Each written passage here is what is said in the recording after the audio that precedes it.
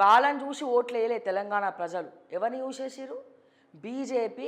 రాష్ట్రంలో ఎవరున్నా సరే కేంద్రంలో మా నరేంద్ర మోడీ ఉండాలి అన్న ఉద్దేశంతో వాళ్ళు ఎంపీ స్థానాలకు మీకు ఓట్లు వేయడం జరిగింది. మిమ్మల్ని చూసేసిర్రు. వాళ్ళు ఏం చేయాలి? దాన్ని కాపాడుకోవాలి.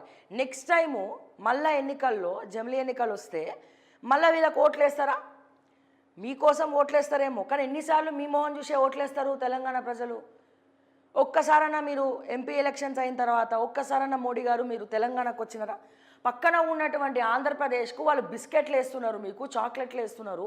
చంద్రబాబు నాయుడు భుజం భుజం వేసుకొని, పవన్ కళ్యాణ్ భుజం భుజం వేసుకొని హే హూ హూ అనుకుంటా మీరు అక్కడ రోడ్ షోలు చేస్తున్నారు. మాటి మాటికి ఆంధ్రప్రదేశ్కి వస్తున్నారు. కానీ తెలంగాణకు 8 మంది ఎమ్మెల్యేలు, 8 మంది ఎంపీలు.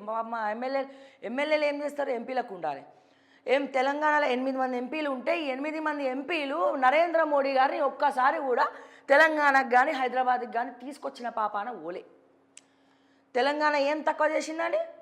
మీకు 8 మంది ఎంపీల ఓట్లు ఇచ్చి తప్పు చేసిందా? 8 మంది ఎంపీలు అంటే మామూలు విషయమా తెలంగాణలో? ఒక్కొక్క ఎంపీ స్థానం 7 నియోజకవర్గాలు. అంటే ఎన్ని నియోజకవర్గాలు మీకు బీజేపీకి మద్దతు పలికినాయి? ఎంతమంది తెలంగాణ ప్రజలు మోడీ కోసం ఎదురు చూస్తున్నారు?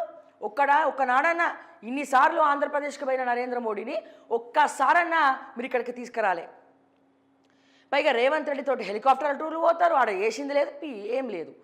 ఖమ్మంలో పోయిండ్రు, వరద ప్రాంతం చూసిండ్రు, ₹1 ఇచ్చిర్రా? ఇప్పటి వరకు ఎన్ని పైసలు వచ్చినాయి అనేది కూడా ఎవరికి తెలియదు. ఎన్ని పైసలు వచ్చినాయి అనేది ఎవరికి తెలియదు. ఇక పోతే మా మోడీ సారు సోషల్ మీడియా గురించి మాట్లాడినారు.